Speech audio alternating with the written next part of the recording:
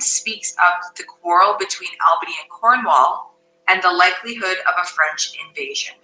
He sends the gentleman to Dover, giving him a ring to show to Cordelia, but first they must find the king. So it seems that it's the same storm, but an awful lot of things have occurred now.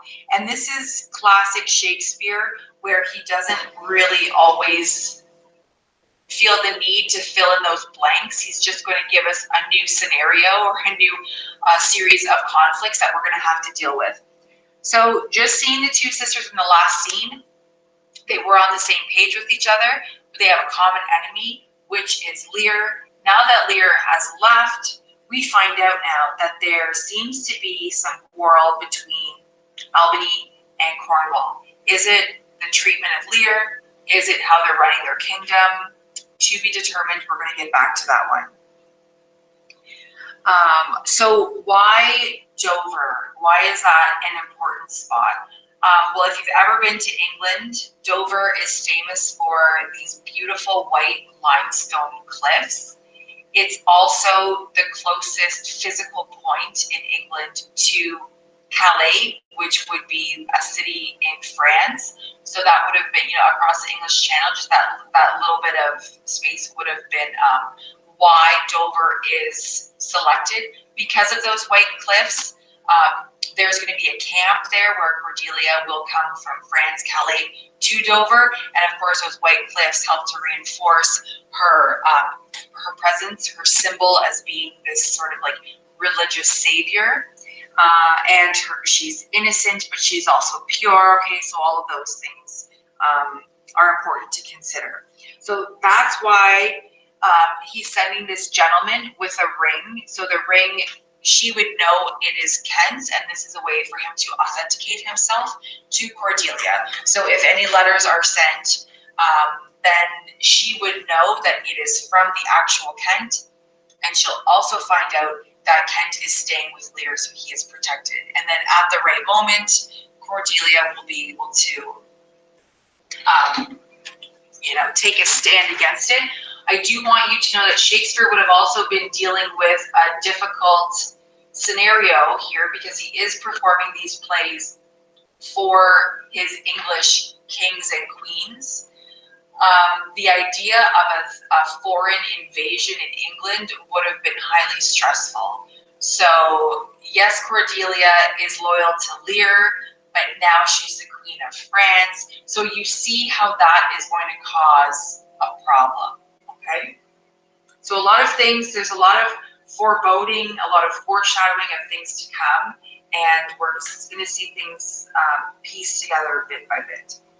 So they're in a heath, which is essentially like an open field. There's a storm, there's thunder and lightning, so we've got a lot of prophetic fallacy, reflecting Lear's inner turmoil, his emotions, and Kent and the gentleman are in a meeting. So can I please have a volunteer to be Kent? I'll do a moose. Thank you, Jeffrey. What about the gentleman? Just a few lines, nothing too major. I'll be gentleman. Thank you. Okay, I'm gonna just have actors for scene 2. So can I have a Lear, please?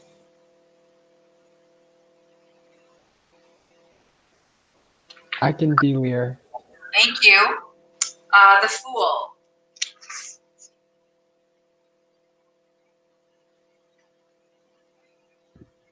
I can be the fool. Thank you. See, I just waited enough time having an awkward silence. Someone's going to feel bad for me and offer to read. Okay, so scene 3. Let's have Gloucester. Miss, can I do Gloucester? Sure, thanks, Jade. What about Edmund? Who's feeling a little bit evil today? I can be Edmund. Thank you.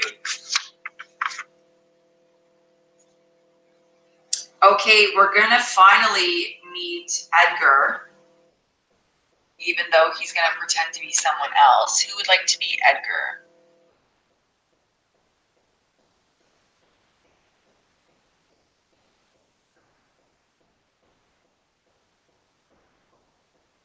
I could try being Edgar, miss. Thank you. I have total faith in your abilities, Samantha. Thank you. Okay, and then in scene 5, there's a lot of little short scenes here. Why, you may ask? A lot of action is happening and things are happening very quickly. Okay, let's leave it to scene 4 because scene 4 is actually quite long. And then if we get that far, we will address the other scenes. Okay, so Kent, when you're ready.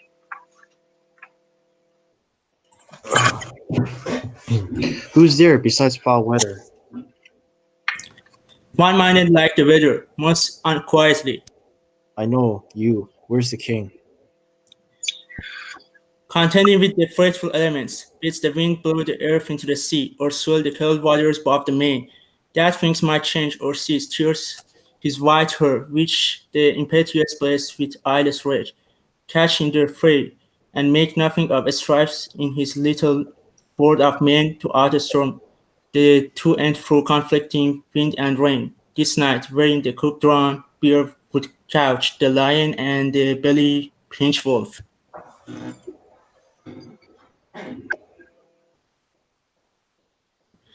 Keep the third ray unbonnet. Sorry, what's that? Unbonneted, so he's got Unbonneted. He runs, and what will take hold? Well, who is with him? None but the fool who labors to outjust his heart-stroke injuries. Sir, I do know you, and dear upon the word of my know, command a dear thing to you. There is division of, although as yet the face of it has covered, with neutral coming, twixt Albany and Cornwall, who have not, and their great stars sprung and set high, servants who seem no less which are to friends and spies the speculations intelligence of our state, what how have been seen either in snuffs and packing or the dukes, or the hard rain which both of them have borne against the old kind king, or something deeper, whereof perchance these are but furnishings. But true it is from France where there comes a power into this scattered kingdom, who are very wise in our negligence, have Fine, secret I guess you. feet in some of their best ports, and are at point to show their open banner. Now to you, if on my credit you dare build so far to make you speed to Dover, you shall find some that will thank you making this report of how unnatural and maddening sorrow the king had caused it plain. I am a gentleman of blood and breeding, and from some knowledge and assurance offer this office to you. I talk further with you. No, do not. For confirmation that I am much more than my outlaw, open this purse and take what it contains. If you shall see Cordelia, as fear not, but you shall show her this ring, and she will tell you who that fellow is, that yet you do not know. Fly on the storm. I will go seek the king. Give me your hand. Have you no more to say? Few words, but to effect more than all yet. That when we have found the king, in which you're paying that way, I'll take this. He first lights on him, hollow the others. Okay, great. So essentially, uh, Kent is still in disguise. He knows that this gentleman is loyal to him.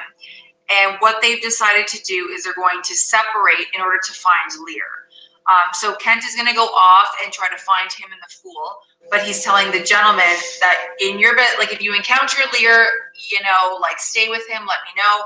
But what I need you to do is to go find Cordelia, give her this ring. She'll know who I am. And this is what we need to have happen so she knows more information. Because don't forget, it'd be very hard for them to get information when they don't know where people are located, and there's people going to be intercepting letters or reading letters. So it's all very challenging, stressful situation. But going back to the beginning, the gentleman does, when he says one-minded like the weather, he feels unsettled as the weather is unsettled with the storm. So the gentleman does represent, I would say, a larger portion of society who are probably all feeling the same way, that with a lack of direction, you've got one king that has abdicated himself, which would have been very shocking, and then a divided kingdom, and the threat of civil war, you see how everybody is feeling very unsettled. Okay, so there's a lot of mention of the weather, and like the eyeless rage, fury, and then strives at this little world of man to outstorm the to and fro conflicting wind and rain. Then there's some animal imagery reflecting animal behavior. The cub-drawn bear would couch the lion and the pinch-bellied wolf. So what are all of these things? Like the idea of being hungry, being in survival mode, that this is what's going to be Lear's reality right now. Something else that's important I want to draw your attention to, line 10, where the gentleman talks about the little world of man to outstorm, or the little world of man. It says that the Elizabethans believed that there were many correspondences between the human body, which would be the microcosm, and the great world of the universe, the macrocosm. So Lear's feelings, okay, his experiences are a microcosm, but they reflect society at large, okay? This stress and concern. All right, so we find out information, a lot of information. We are assuming that Kent perhaps is finding this by having his ear to the ground. That's a metaphor, right? That he's hearing rumblings of things, maybe from the letter that he's heard. But here's some important detail. So line 1920. There is division, although as yet the face of it is covered with mutual cunning twixt Albany and Cornwall. So we know that there seems to be some brewing conflict between the two. Okay, and then he says, which are to France the spies and speculations intelligent of our state. So they're secret agents giving information, little spy versus spy action. We do find out he doesn't name her, but on line 30, he reassures the gentleman by saying, but 'tis true, from France there comes a power into this scattered kingdom. So it seems that she is the beacon of hope. She is going to right all of the wrongs to basically glue back this scattered kingdom. Okay, so he needs her, he needs the gentleman to go to Dover, or you shall find some that will thank you, making just report of how unnatural and be-maddening sorrow the king hath caused to plain. So there are people that are like-minded with protecting Lear, and there is a group of them in Dover that they're going to sort of all come together in support of Cordelia reclaiming Lear as king. That's kind of brewing in the background. Okay, so that leaves us to locate Lear. Where is he still? They don't know. Okay, so scene 2, storm still, enter Lear and the fool. Now I will say, a lot of what he says, especially when it's written in iambic pentameter, in verse, makes sense. When you start seeing that his lines are in prose, that's a good indicator that he might be having moments of insanity. So you're going to see this develop over the next scene. So at another part of the heath, Lear allies himself with the storm and joins his curses with the noise of the thunder. The fool begs him to take shelter, and eventually Kent persuades the old man to go into a nearby hovel. So talk about hitting rock bottom. You were once a king of a very powerful kingdom, and now you are basically naked and unprotected and vulnerable, and you have to seek refuge in a hovel. So I would say that's a pretty dramatic turn of events for King Lear. Okay, so imagine this. He's out in the storm, and it's storming on him, and he is likewise raging with the storm. As it's raging, he's raging. Okay, and kind of like bring it on type of fashion. Okay, so Lear, when you're ready. Blow, winds and crack your cheeks. Rage, rage, blow. Your cataracts and hurricanes spout. till you have drenched our steeples, drowned the cocks, you sulphurous and thought-executing fires. Vaunt couriers of oak-cleaving thunderbolts, singe my white head, and thou all-shaking thunder, strike flat the thick rotundity of the world, crack nature's molds, all Germans, spill at once that makes ingrateful man. Okay, so he's talking. The Germans are essentially seeds, and he's saying to destroy anything that makes man ungrateful. A lot of the feelings that he's having, a lot of the rage that he's having, are all going to reflect back on the unfair treatment he feels he received from his daughters. Remember, he talked about monstrous ingratitude. Now he's talking about basically bring down a second flood. Like, he wants this to be a Noah's Ark scenario once again. Clean the world of anything that makes man ingrateful. Okay, the fool. Oh, nuncle, court holy water in a dry house is better than this rainwater outdoor. Good nuncle, ask thy daughter's blessing. Here's a night pities neither wise men nor fools. Rumble thy bellyful, spit fire, spout rain. Nor rain, wind, thunder, fire are my daughters. I tax you not, you elements, with unkindness. I never gave you kingdom, called you children. You owe me no subscription. Then let fall your horrible pleasure. Here I stand, your slave, a poor, infirm, weak, and despised old man. But yet I call you servile ministers, that will with two pernicious daughters, thank you, miss, join your high engendered battles against a head so old and white as this. Oh ho, 'tis fool. Okay, so why is he so upset here? I mean, it's pretty obvious why he's so upset. But when the fool says, good nuncle, and ask thy daughter's blessing, here's innate pities, neither wise men or fools. He's saying, the reference is ask your daughters to give you their blessing. But first, Lear would have to admit he's wrong, and he's not quite at that point yet. Now, by Act 4 or Scene 4, I think he gets there, but he's not there yet. Do you think he's feeling sorry for himself? And if so, what gives you that impression?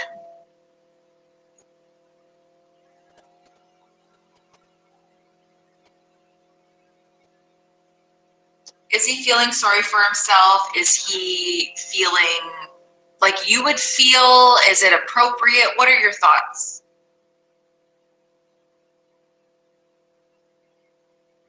To me, he doesn't really feel like sorry for himself. It's more like I think he's mad at the injustice of the world, which is why he's like cursing for it to be destroyed.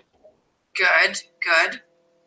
Have you noticed also he's talking about line 20 and line 24. He says, here I stand, your slave, a poor, infirm, weak, and despised old man. Then also your high engendered battles against a head so old and white as this. Can we take into account what that means?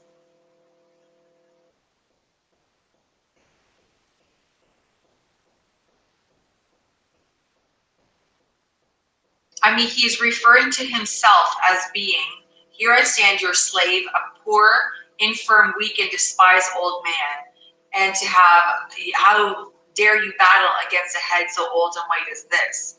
I think most of us would feel a sense of empathy, sympathy for him, that you wouldn't probably pick a fight or cause a drama with someone old and lacking power, right? He has no power to resist his daughter's actions. That's correct. And I think in some ways he is using his age as a way, I think, to appeal to the audience that we're seeing this awful treatment of essentially an old man who just really wanted to spend the rest of his years not worried about the runnings of a kingdom, right? He has nothing, and his daughter's trying to betray him. He's definitely regretting his earlier decision. I think so. In some ways, I don't think he's also really realized that he is the source of his own fault.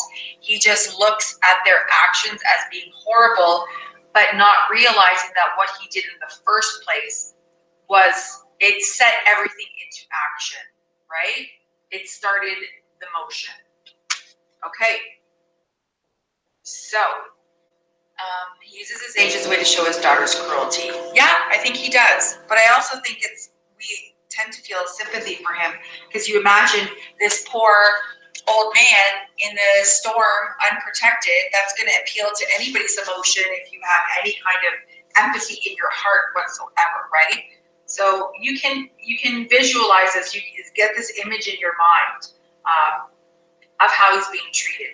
And this is what the fool has to say. So he kind of is trying to check Lear a little bit, saying like they didn't just betray you. You caused the problem. And he's going to use some sexual innuendo to explain this.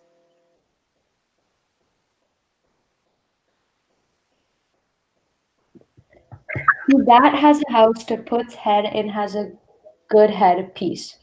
The cod piece that will house before the head has any, the head and he shall lose or louse. Okay. So beggars marry many. The man that makes his toe what he his heart should make shall of a corn cry woe and turn his sleep to wake. For there was never yet fair woman, but she made mouths in a glass. Okay, so before Kent enters, we're talking about the cod piece. So if you look at the picture there of the fool, I'm going to have to draw your attention to the cod piece, which is essentially almost like would it be an ancient jock strap? It would have been something like a cover worn in front of the hose because men did wear like tights. Imagine wearing like tights every day, like very tight yoga pants. You're gonna want to somehow protect your manhood. So the cod piece was a cover worn in front of the hose to protect the penis, and hence it protects the penis itself. So what the fool is saying essentially, he's using sexual innuendo to do this. He's criticizing Lear's irresponsible behavior that you basically have no cod piece to protect yourself, that your irresponsible behavior has led you to be homeless. Okay, but it sounds funnier when it comes from him in this little rhyme, but that's what the rhyme really does mean. Okay, that you gave away your cod piece, therefore you have no protection. Okay, so I have a question. yes. The fool is essentially against Lear. Like the fool knows what Lear's decision was stupid, right? Yes, but he's not against Lear. He is going to, he's loyal to Lear. He loves Lear and he is serving Lear. He is just acting as like his reality check. Yeah, okay, reality check, okay. Okay. All right, so Kent, thank goodness, just stating what he has done wrong. Yes, that's exactly what he is stating there. That his irresponsible behavior has led to his homelessness. It is your fault, Lear. Don't blame your daughters. You did this to yourself. You are in this position because of your own fault.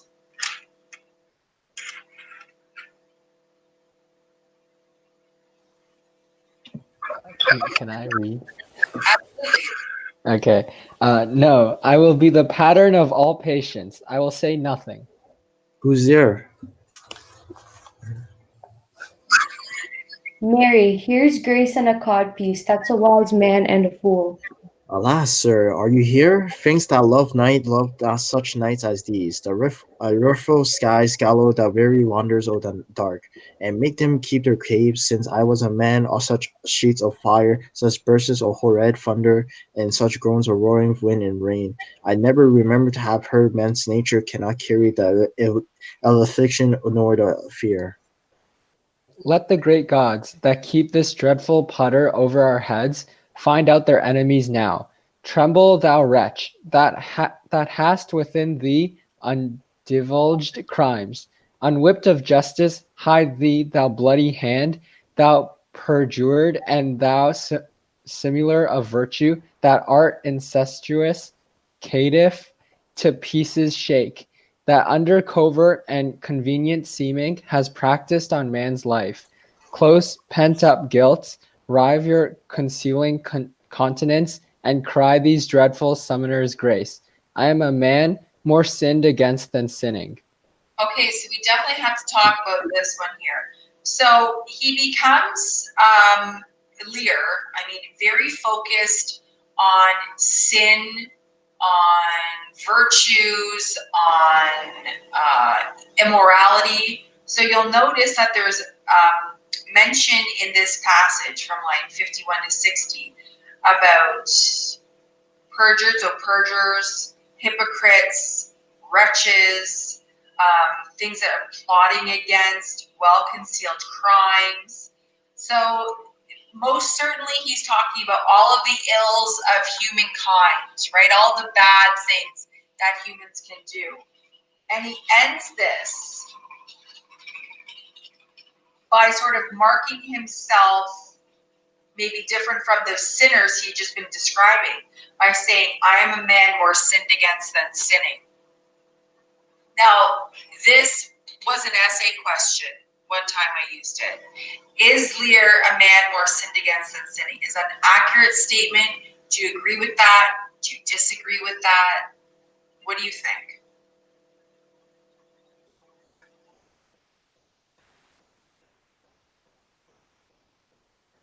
I mean, it depends on if you think like egomania is a sin. What about dividing up your kingdom? I don't think it's really a sin for dividing something. Really, I don't know. Okay, fair enough. He's allowing his daughters to sin. Might have been that. Yeah. I feel like it's more of a dumb decision than a sin, necessarily. Yeah, see. Like, we had to look at his intentions for that, but, like, his intentions were that he just really wanted to, like, retire. I guess that's the word I want to use, but... That's fair. I think that's a fair statement. I just want to. One thing I think we should consider is, I guess, like at least back then, it could have been considered a sin since he's kind of like, I guess, trying to give up his own duty rather than like going through with it. So like for us, we're fine because I guess our ideals have become a lot more, I guess, lenient in some cases. But back then, I think they would have considered it a sin. Absolutely accurate statement, Arush. So this would have been sinful to abdicate, okay? Would have been completely irrational, like unnatural expectation of a king. You die.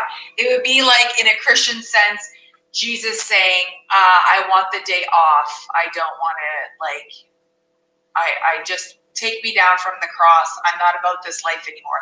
That would have been the equivalent because King Lear is essentially, he's like the temporal god. So that would have been a big problem. Yes, so he does make an ultimate sin going against God.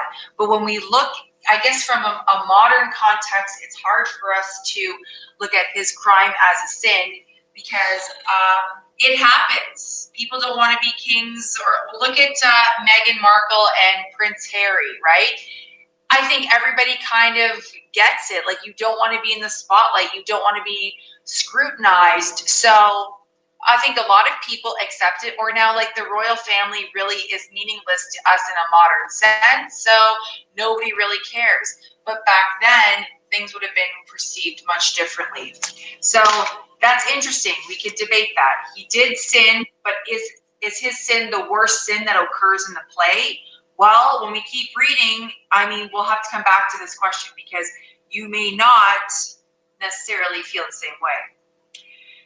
Okay, so all these sinners who should fear the storm, Lear does not fear the storm because he doesn't really feel like he did anything wrong, which is part of the problem, that he doesn't realize his own folly.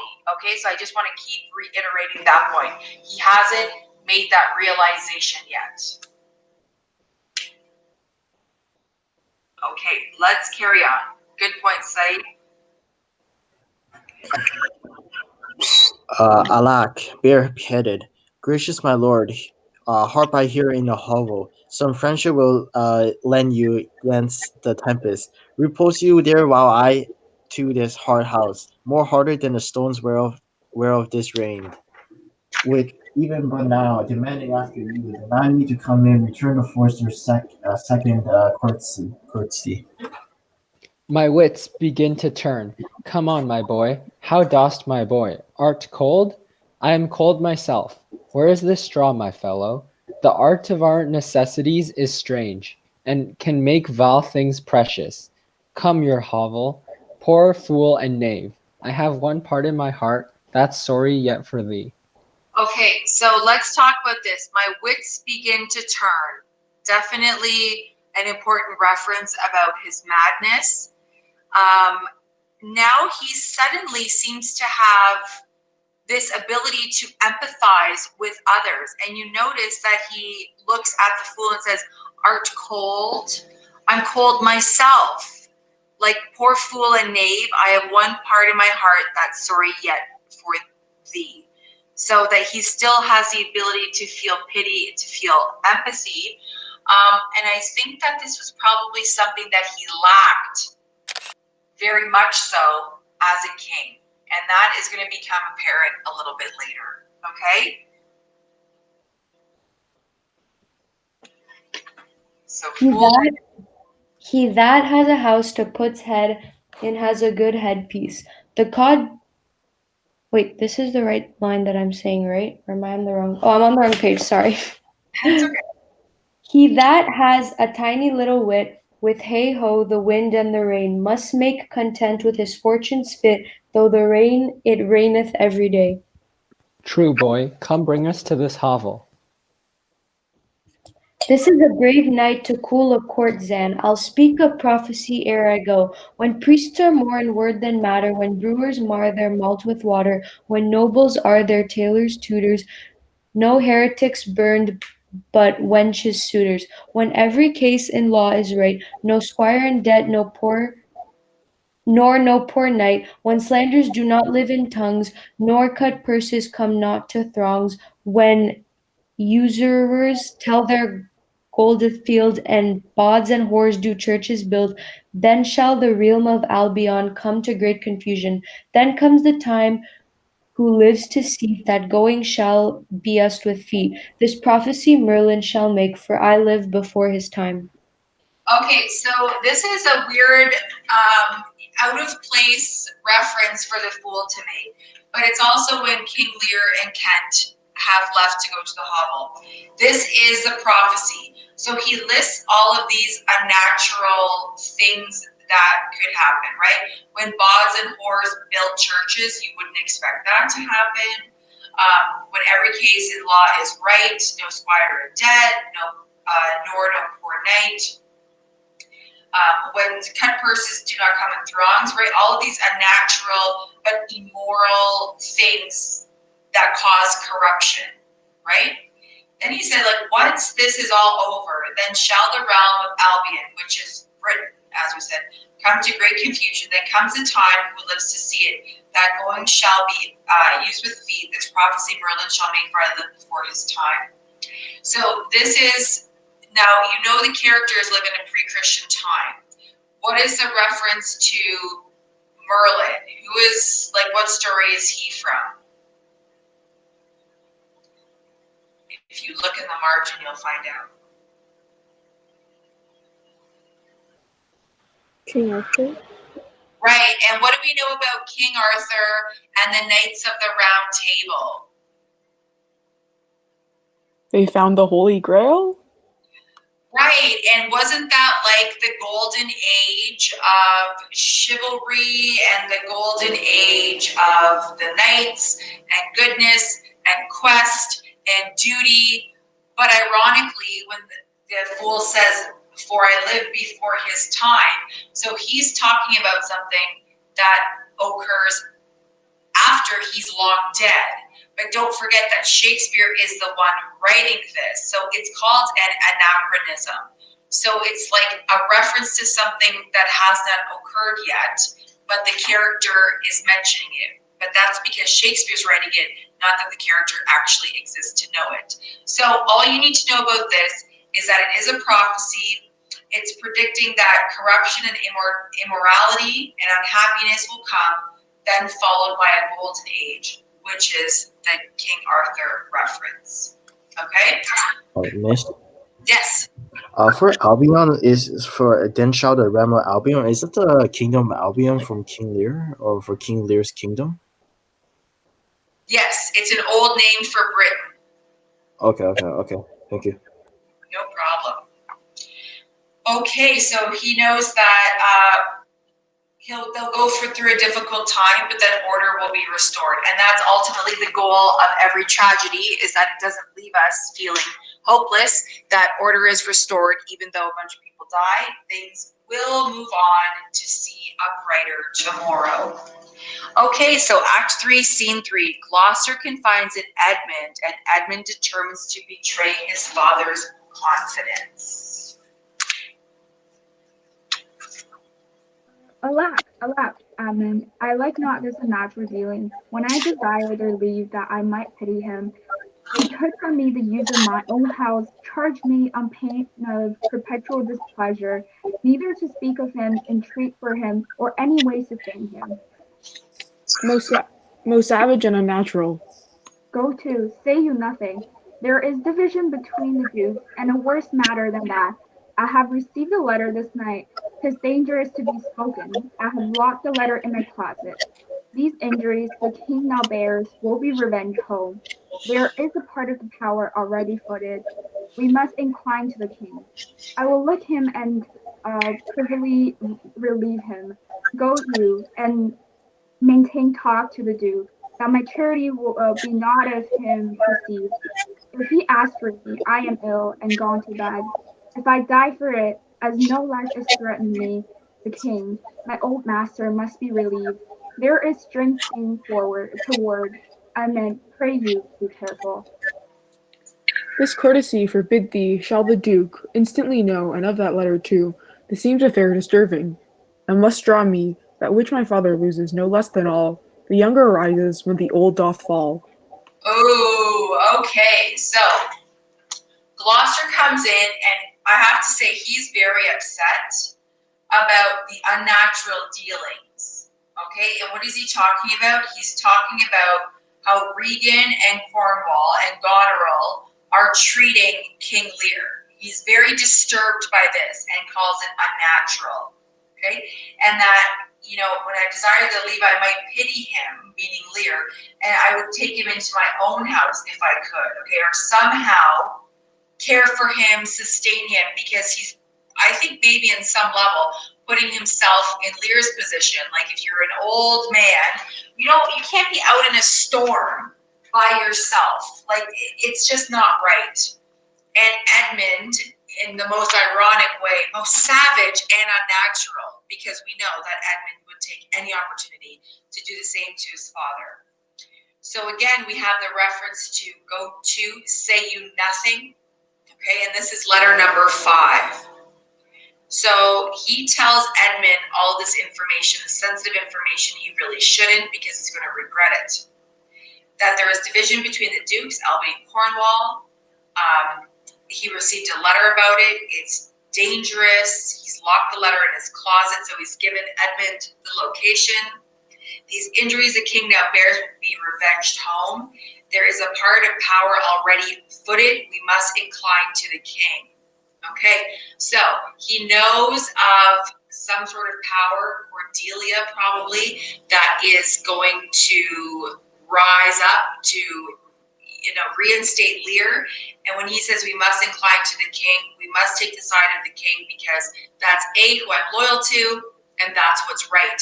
So by saying he's going to be loyal to Lear, what do you think Edmund's going to do? Tell Goneril and Regan. Yeah, of course. It's the first thing he's going to do, right? He just says, he's like, I'm basically, this courtesy forbid thee shall the Duke instantly know. So as soon as he finds this out, his dad says, please be careful. Don't talk to anybody. If the Duke wants to look for me, just say that I'm ill. Okay, I'm going to try to find Lear, let him know what's going on. So we do see some moral strength from Gloucester, because he does say, if I die for it, as no less has threatened me, the king, my old master, must be relieved. So he is going to do whatever he can. And Edmund is using this, this is the opportunity. I'm going instantly to tell the Duke, and whatever my father loses, no less than all, the younger rises when the old doth fall. So he's going to take down his father with this information. Okay, do we have an Edgar? Yes, that's me. Okay, perfect. So Act 3, Scene 4. Kent has led Lear and the fool to a little shelter. Lear speaks his thoughts about human suffering, which is ironic because I don't think until recently has he really felt human suffering. The fool is frightened by a madman, who is in fact the disguised Edgar. Edgar keeps up his pretense of madness whilst he is talking to Lear, but this encounter finally drives the king completely out of his mind. Gloucester comes in search of the king, offering him more suitable accommodation. He tells Kent, whom he does not recognize, of his own grief and then tries to take the king away. Lear, however, refuses to be separated from poor Tom. It's like the first person he's really connected with. And at last, the mad king, the disguised beggar, and the fool are all shepherded away to the safety of a nearby farmhouse.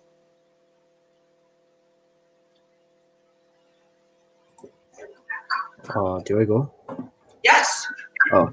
Here is the place, my lord. Good, my lord. Enter. The trio, the open night's too rough for nature to endure. Let me alone. Good, my lord. Enter here. Wilt break my heart? I had rather break mine own. Good, my lord. Enter. Thou thinkest 'tis much that this contentious storm invades us to the skin, so 'tis to thee. But where the greater malady is fixed, the lesser is scarce felt. Thou let's shun a bear, but if thy flight lay toward the roaring sea, thou'dst meet the bear in the mouth. When the mind's free, the body's delicate. This tempest in my mind doth from my senses take all feeling else, save what's beat there, filial ingratitude. Is it not as this mouth should tear this hand for lifting food to it? But I will punish home. No, I will weep no more. In such a night, to shut me out, pour on I will endure. In such a night as this, O Regan, Goneril, your old kind father, whose frank heart gave all, oh, that way madness lies. Let me shun that. No more of that. So you can, sorry, he's still very upset about what's happened to him. Okay, he really can't let it go. When he talks about, sorry, I just choked. The greater malady, he's talking about his daughter's ingratitude. And even to say, oh, Goneril, Regan, your kind father, I gave you all. That way madness lies. He actually, from the beginning, line 4, he doesn't even want to go into the hovel because he says, wilt break my heart. And if you look in the margins, it's so heartbreaking. Lear wants to remain outside in the storm so that the physical discomfort will take his mind off the mental suffering, which will otherwise break his heart. So that explains why he wants to be out in the storm, because being cold and being wet and scared is better than feeling the pain of having your daughters betray you.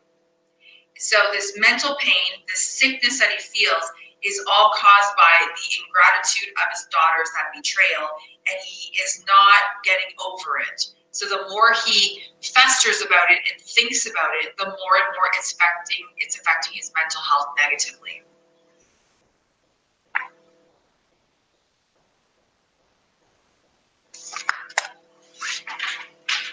Kent? Good, my lord. Enter here. Prithee, go in thyself. Seek thine own ease. This tempest will not give me leave to ponder on things would hurt me more, but I'll go in. In. Boy, go first. You houseless poverty, nay, get thee in. I'll pray, and then I'll sleep. Poor naked wretches, wheresoever you are, that bide the pelting of this pitiless storm, how shall your houseless heads and unfed sides, your looped and windowed raggedness, defend you from seasons such as these? Oh, I have taken too little of this. Take physic, pomp, expose thyself to feel what wretches feel, that thou makest shake the superflux to them, and show the heavens more just. Okay, before we meet Edgar, because it's going to get kind of a little bit wild and crazy, he's going to scare them. He's going to act like he's saying spells. He's seemingly devilish. He just scares the crap out of them to the point where the fool like runs out of the hovel. He's so freaked out because they don't see him there at first. So there's a continuation or like a continuous humanizing of Lear. We go from this man who seemed like the ultimate power and ego, and now suddenly he has this realization. It seems like a bit of a turning point. And it started when he noticed the fool was suffering from being out in the cold. So he finally seems to have pity on those. He says, oh, I have taken too little care of this. And what is he talking about? He's talking about poor naked wretches, wheresoever you are, that bide the pelting of this pitiless storm. How shall your houseless heads and unfed sides, your looped and windowed raggedness defend you from seasons such as these? So now is he thinking about the poor, the destitute, the marginalized? He realized that as a king, he didn't take enough care of the people of society that need the help of a king the most. So is he finally having this deeper realization that there's more just beyond his own experience? Yes, he's having moments of this, and then he also has moments of sheer and utter madness. So it's really an internal battle that he's fighting in this scene. Okay? Wonderful. So now we're going to meet Edgar, who's basically been hiding in a dark corner, and now you're going to scare the crap out of everybody. Fathom and half, fathom and half. Poor Tom.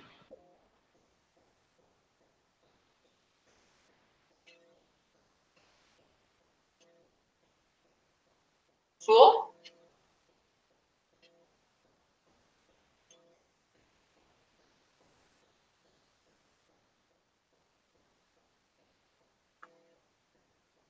Did the fool tell so many jokes that they are... Sorry, I'm back. I was in the bathroom. Is it line 39? Yes. Okay. Come not in here, Nunco. Here's a spirit. Help me, help me. Give me thy hand. Who's there? A spirit, a spirit. He says his name's Poor Tom. What are those that does grumble there? I straw. Come forth. Away! The foul fiend follows me. Through the sharp hawthorn blow the cold winds. Come, go to thy bed and warm thee. Didst thou give all to thy daughters, and art thou come to this? Okay, so just to recap here. The fool thinks that it's actually an evil spirit, that he's the devil. That's why he's scared when he says, help me, help me. And Kent is trying to figure out, like, what the hell's going on, okay? And so when Edgar says, like, get away, save yourselves, the devil is following me, and he starts to say some, like, very bizarre information that doesn't quite always make sense. And then Lear, the way that he relates to Tom, he says, didst thou give all to thy daughters, and art thou come to this? That's how he's relating that his mental illness, Tom's mental illness, it must be because your daughters betrayed you, because that's what happened to me. So he starts to bond automatically, like right away, with Edgar. Okay, Edgar, sorry for interrupting everybody so much. Who gives anything to poor Tom, whom the foul fiend hath led through fire and through flame, though ford and whirlpool, over bog and quagmire, that hath laid knives under his pillow, and halters in his pew, set ratsbane by his porridge, made him proud of heart, to ride on a bay-trotting horse over 4-inched bridges, to course his own shadow for a traitor. Bless thy 5 wits! Tom's a cold. Oh, do do dee. Bless thee from whirlwinds, star blasting and taking. Do poor Tom some charity, whom the foul fiend vexes. There could I have him now, and there again, and there. What has his daughters brought him to see this pass? Couldst thou save nothing? Wouldst thou give 'em all?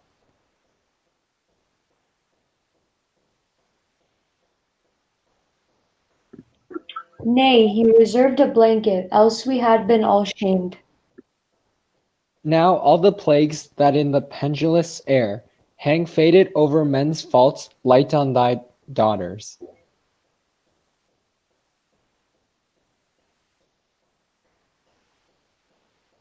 How no daughters, sir? Death, traitor! Nothing could have subdued nature to such a lowness but his unkind daughters. Is it the fashion that discarded fathers should have thus little mercy on their flesh? Judicious punishment! 'Twas this flesh begot those pelican daughters. And the pelicans are the young birds were thought to devour the flesh of their parents. So even in Edgar's confusing little songs, and he's pretending to like eat lice and blow them away, like he's acting very bizarrely. So if you read some of the margins as we go, he's in, along with his confusing statements, pretending that he's crazy, he's also doing things and seeing imaginary things. And the whole time, Lear is attributing his madness with his daughter's treatment. And even Ken says, he hath no daughter, sir. Right? And he, again, talks about those pelican daughters. So he's becoming obsessed with the treatment that he's suffered.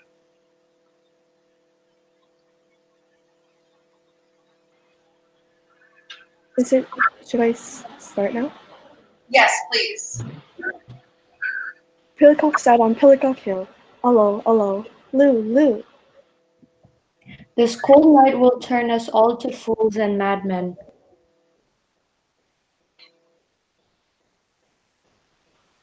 Take heed, O foul fiend. Obey thy parents, keep thy word justly, swear not. Commit not with man's sworn spouse, set not thy sweetheart on proud array. Tom's a cold. What hast thou been?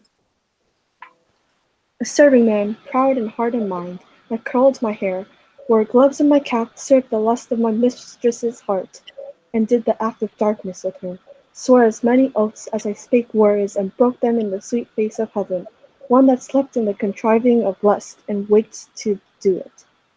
Wine loved I deeply, dice dearly, and in woman out paramored the Turk, false of heart, light of ear, bloody of hand. Hog in sloth, fox in stealth, wolf in greediness, dog in madness, lion in prey. Let not the creaking of shoes nor the rustling of silks betray thy poor heart to woman. Keep thy foot out of brothels, thy hand out of plackets, thy pen from lenders' books, and defy the foul fiend. Still, through the hawthorn blows the cold wind. Says some one, hey no nonny, dolphin my boy, sa, let him trot by. Okay, good. So what is all of this? When Lear says, what hast thou been? He means like, what were you before you came to be a crazy person in a hovel? And he says that he was a wealthy courtier that spent his days having sex and drinking. And there's a parody of the Ten Commandments and the Seven Deadly Sins in here. So basically, all of this illicit behavior it led to him to this point to be alone in the storm. And now Lear's next passage here there's a lot of reference now to sin and sexuality, and there's like a lot of this underlying disgust with all of this. So it seems like he's just being very confused, and all of his emotions are coming at him at once. And you'll just notice a lot of, like, there's been awful lot of talk of manhood, penises. So all of these things are combining for him, and it really just shows his obsessive contemplation of humanity, sin, and one's place in nature. Okay, so you don't have to know all of those things, but just that he's becoming fixated on sin and humanity. Okay, that's, I think, what I want you to know, just overall.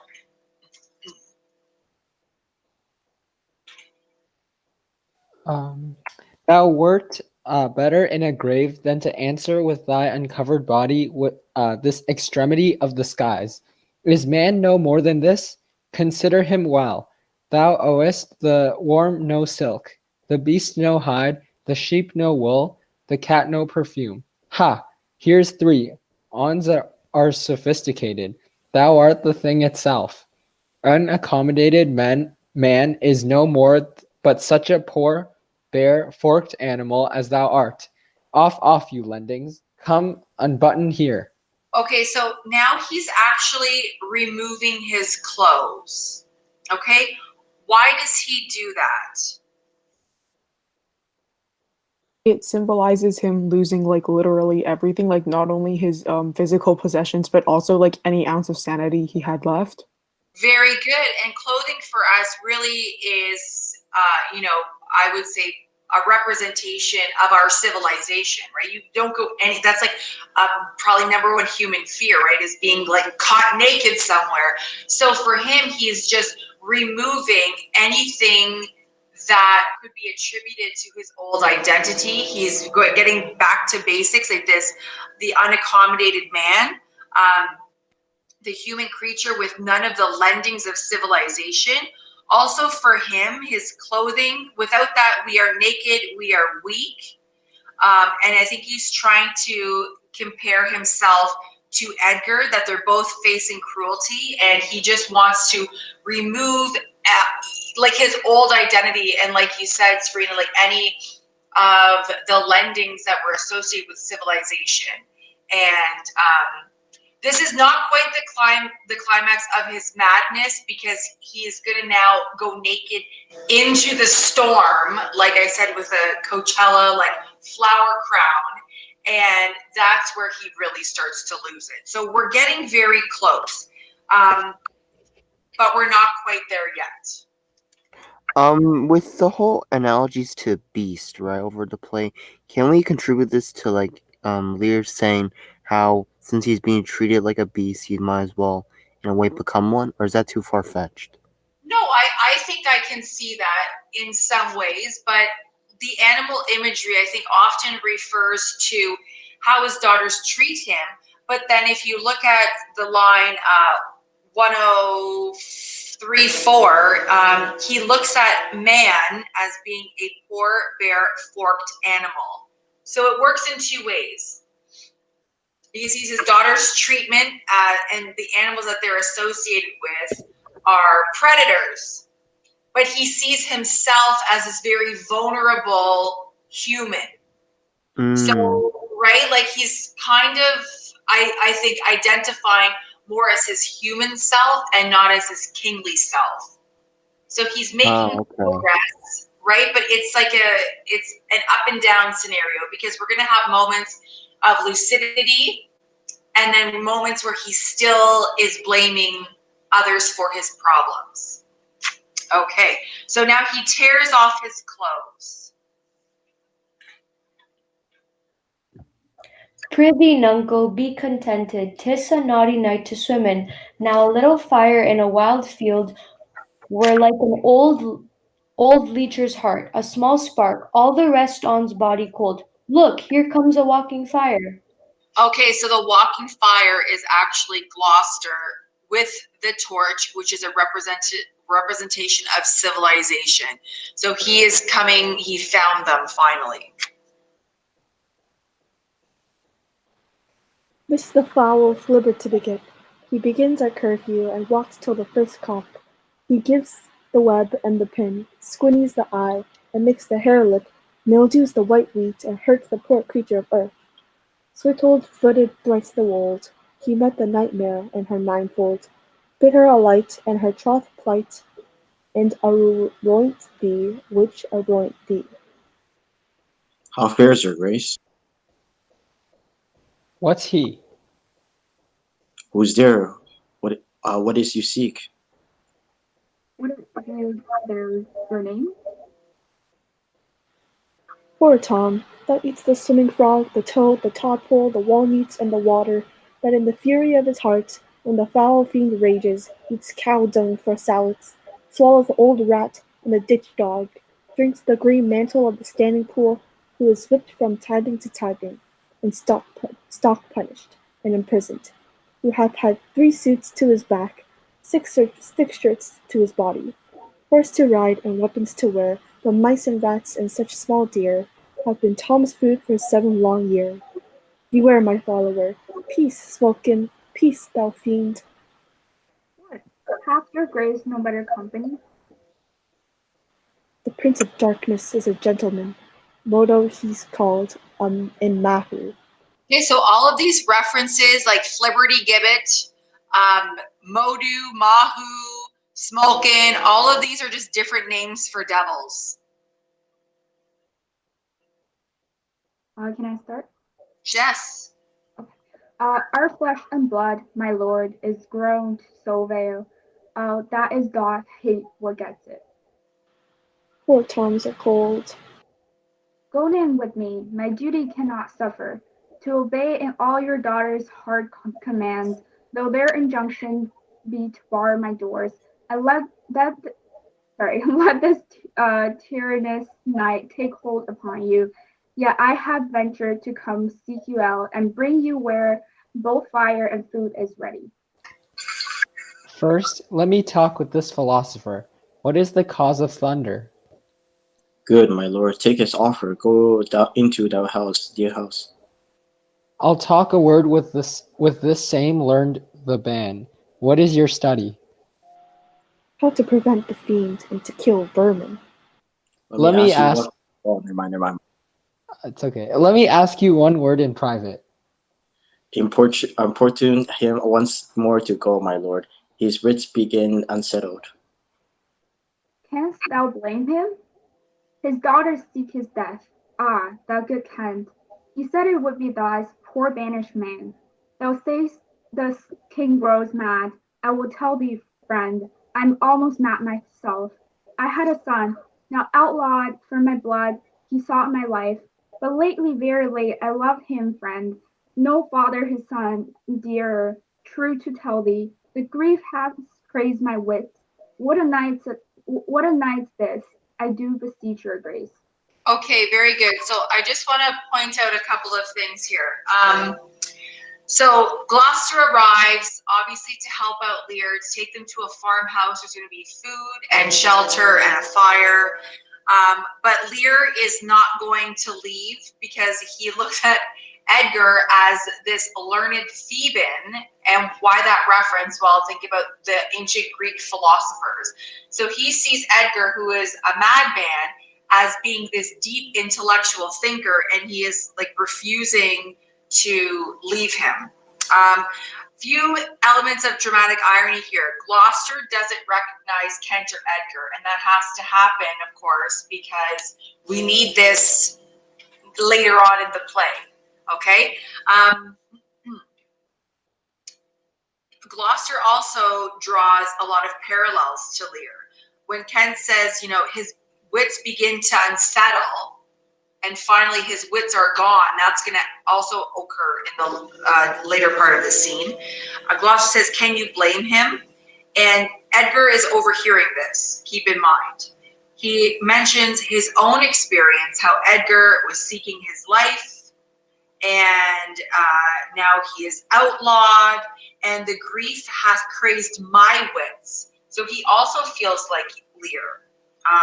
We do find some important information, though, according to Gloucester on line 156, that his daughters seek his death. So not only is Lear not welcome to each of their homes, but now when they find him, they're going to kill him because they can use his mental illness as the reason why they've got to get rid of him. Okay. So, Lear, carry on, please. Oh, sorry. Oh, cry you mercy, sir. Noble philosopher, your company. Tom's a cold. And fellow there, into the hovel, keep thee warm. Come, let's in all. This way, my lord. With him, I will keep still with my philosopher. Good, my lord. Smooth him. Let him take the fault fellow. Take him you on. Sirrah, come on. Come along with us. Come, good Athenian. No words, hush. Child Roland to the dark tower came. His word was still. Thy foe and from, I smell the blood of a British man. Okay, great. So what does that last line mean? Well, Shakespeare would always like to put little shout outs in a lot of his plays, just sort of nod or tip his hat to the king or queen that he was performing for. So if you look into the margin, it's stories from like Jack and the Beanstalk, the old reference to those, not the nice story that we would know, but Jack the Giant Killer. It has been suggested that the British here, instead of using English, is a tribute to King James's unification of the realm in 1603. So because you're talking about sensitive information, like a king who divides his kingdom, this is a good way for Shakespeare to reinforce to King James that, hey, you did a great job. You joined Scotland and England together. Good for you. So I'm definitely not talking about you as a king. This is just an ancient story about Lear, not about you. Okay? If you're all okay with it, let's take a 10-minute bio break, and then we will finish the scene upon my return. Okay? Sound good? Sounds good, miss. Okay,